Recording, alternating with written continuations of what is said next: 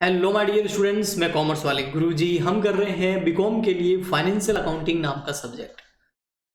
आज का lecture number हमारा 6 है। ठीक है, लेक्चर नंबर 5 के अंदर हमने एक टॉपिक स्टार्ट किया था, अकाउंटिंग स्टैंडर्ड। अकाउंटिंग स्टैंडर्ड को जो हमने स्टार्ट किया था लास्ट लेक्चर के अंदर 5th के अंदर, उसका मैं छोटा सा शॉर्ट रिवीजन आपको दूंगा, तभी आज का आगे लेक्चर आपको समझ में आएगा। इसके अंदर मैंने बताया था कि इंटरनेशनल लेवल पर जितने भी अकाउंटिंग स्टैंडर्ड है वो दो तरह के हैं। एक है IAS यानी कि इंटरनेशनल अकाउंटिंग स्टैंडर्ड, और एक है IFRS जो हाल ही में जारी किए गए। इनका नाम है इंटरनेशनल फाइनेंशियल रिपोर्टिंग स्टैंडर्ड। जो IFRS है वो 1 से 16 तक है, और जो IAS है वो 1 to 41 है।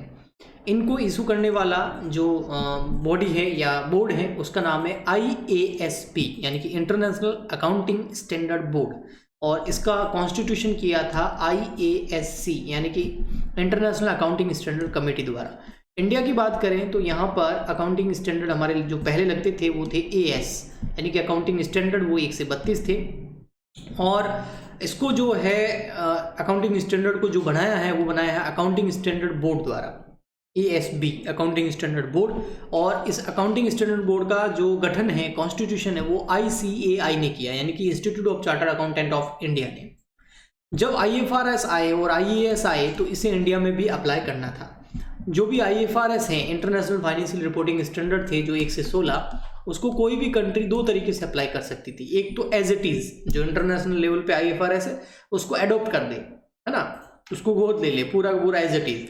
और एक है कि उसके अंदर कुछ चेंजेस करके अप्लाई करे। तो इंडिया के अंदर ऐसा ही हुआ, हमने एज इट इज अप्लाई नहीं किया, कुछ चीज़ें उसमें ऐड करी, कुछ चीज़ें लेस करी, कोई कॉन्सेप्ट हटाया, कोई कॉन्सेप्ट नया डाला, और हमने उसको कार्व इन कार्व आउट्स वगैरह बोलते हैं, चेंज इन टर्मिनोलॉजी वगैरह, और हमने उनका नाम दिया IFRS का इंडियन AS, और जिसको शॉर्ट में बोला जाता है इंड AS। तो इंडिया के अंदर जो IAS है इंटरनेशनल लेवल पे 1 2 3, वो इंडिया के अंदर इंड AS 1 2 3 है, और 41 तक इंड AS है। जो IAS 41 है वही इंडिया के अंदर इंड AS 41 है, थोड़ा बहुत चेंज करने के बाद। ऐसे कैसे जो इंटरनेशनल लेवल पर IFRS 16 है, 1 से 16 है, वो इंडिया के अंदर इंड AS है, और वो इंड AS स्टार्ट होता है। जो IFRS 1 है वो इंडिया के अंदर इंड AS 101 है, 102 है, ऐसे 116 है। ओके, फिर हमने पढ़ा कि भाई ये किन किन कंपनीज पे एप्लीकेबल होता है। फॉर ये नॉर्मल कंपनीज पे एप्लीकेबल किया गया, दो फेज के अंदर, फेज फर्स्ट और फेज सेकंड के अंदर, वो हमने डिटेल में पढ़ा था।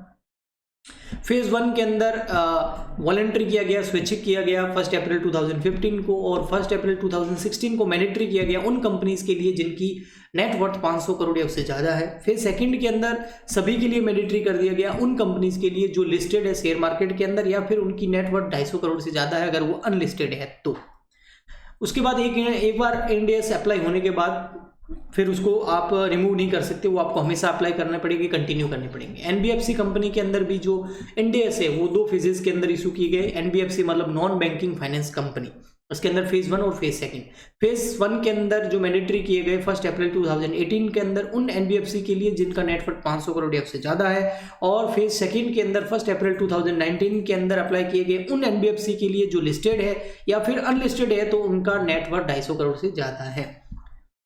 शेड्यूल कॉमर्शियल बैंक, जितने भी कॉमर्शियल बैंक हैं, जैसे बहुत सारे बैंकिंग आपने देखे होंगे अपने आसपास के इलाकों में, उन सब बैंकों पे इंड AS अप्लाई हुए, लेकिन बाद में उसको डेफर्ड कर दिया गया, यानी कि अभी इन बैंकों पर इंड AS अप्लाई नहीं होते हैं। इंश्योरेंस कंपनी जितनी भी है उन पर 1 अप्रैल 2021 से इंड AS अप्लाई हो गए हैं, यानी कि अब उन कंपनीज को अपने financial accounting Indian accounting standard Ind AS यानी कि IFRS के हिसाब से बनाने होंगे। कंपनीज एक्ट 2013, कंपनी अधिनियम 2013, उसके अंदर शेड्यूल नंबर 3 है, आप इसके बारे में जानते होंगे, 12th में पढ़ा होगा। इस शेड्यूल नंबर 3 के अंदर 2 पार्ट होते हैं, आपको पता हो। पार्ट फर्स्ट के अंदर बैलेंस शीट बनती है, और पार्ट सेकंड के अंदर जो है स्टेटमेंट ऑफ P&L बनता है। तो इसके अंदर 3 डिवीजन बनाए गए, डिवीजन 1, डिवीजन 2, डिवीजन 3। ऐसी कंपनी जिसपे अभी इंड AS अप्लाई नहीं हुए हैं वो डिवीजन 1 के अंदर अकाउंटिंग स्टैंडर्ड अप्लाई करेगी, और ऐसी कंपनी जिन पे इंड AS अप्लाई हो गए हैं वो डिवीजन 2 के अंदर इंड AS अप्लाई करेगी, और ऐसी NBFC जिन पे इंड AS अप्लाई हो गए हैं वो डिवीजन 3 के अंदर आती हैं। इंड AS जो हैं वो अप्लाई होने के बाद कंपनी को अपनी balance sheet, statement of P&L ये बनाना पड़ता है, एक statement of change in equity ये बनाना पड़ता है, एक नोट्स टू अकाउंट्स पहले भी बनता था, और स्टेटमेंट ऑफ कैश फ्लो बनाना पड़ता है। इस पे इंड AS 7 लगता है।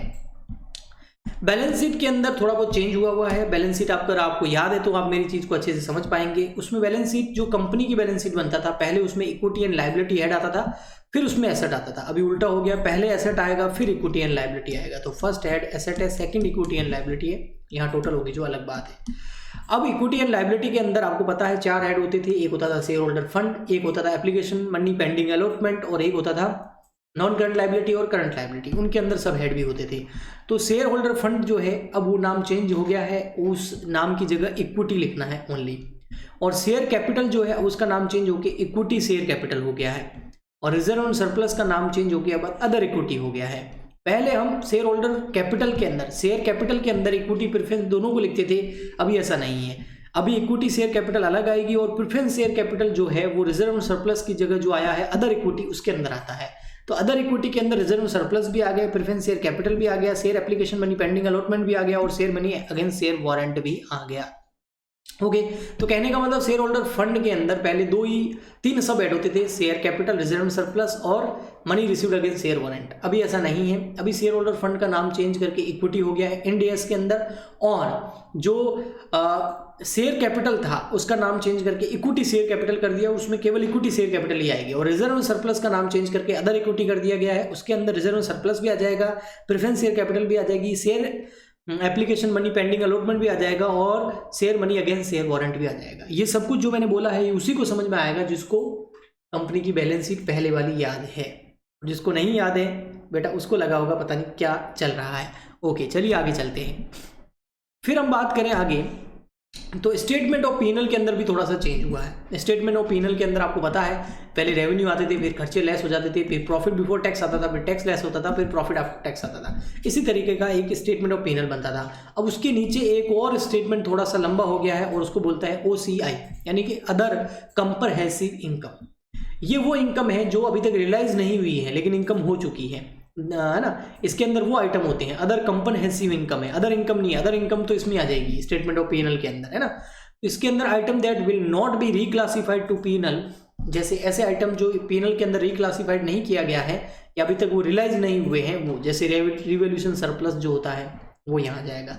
इसके अलावा जो फॉरेन करेंसी ट्रांजैक्शन रिजर्व होते हैं, FCTR है, ये के नहीं है, आर है।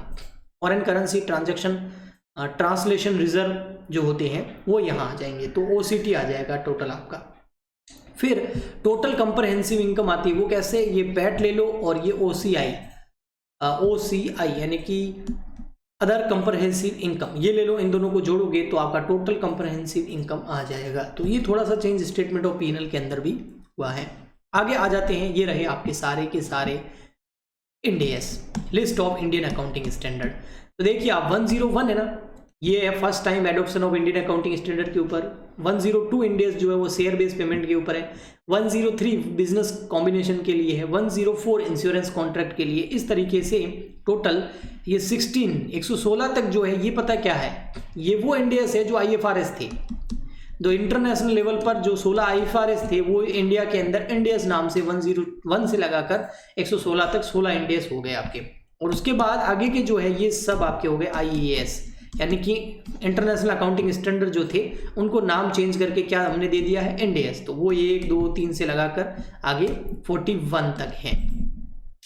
तो ये था आपका एक तरीके से कह सकते हैं IAS, IFRS क्या होते हैं, इंड एस क्या होते हैं, इनकी एप्लीकेबिलिटी इंडिया के अंदर कब हुई, और इनको इंडियन IFRS का इंड एस से क्या कनेक्शन है, IAS का इंड एस से क्या कनेक्शन है, इनकी एप्लीकेबिलिटी क्या है, कब कब की गई, कौन सी कंपनी पे की गई, उन सब के बारे में फुल जानकारी। अगर आपको ये वीडियो अच्छा लगा है, समझ आया है, रट नहीं रहे हो थ्योरी, ये टॉपिक था लेकिन इसको समझ रहे हो और पहले से बेहतर लग रहा है, तो आप हमें सपोर्ट कर सकते हैं। सपोर्ट करने के लिए आप इसे लाइक, शेयर और चैनल को सब्सक्राइब कर सकते हैं। दूसरों तक ज़रूर पहुंचाइए ताकि वे भी अपनी अच्छी प्रिपरेशन कर सकें। इसके अलावा अगर आप मेरे से लाइव क्लासेस लेना चाहते हैं तो वो भी ले सकते हैं। उसके लिए आप हमारा ऐप डाउनलोड कर सकते हैं, कॉमर्स वाले गुरुजी ऐप है, लिंक इस वीडियो के नीचे डिस्क्रिप्शन बॉक्स में मिल जाएगा। कुछ पूछना हो, कोई प्रॉब्लम हो, ऐप के अंदर कोई कोर्स बाय करने से रिलेटेड या उसकी जानकारी लेने से रिलेटेड, तो आप मुझे इस नंबर पे कांटेक्ट कर सकते हैं। इसके अलावा यूट्यूब पे आपकी हेल्प के लिए क्लासें आती रहेगी। हम मिलते हैं नेक्स्ट वीडियो में। आज के लिए इतना ही, तब तक के लिए goodbye and thank you.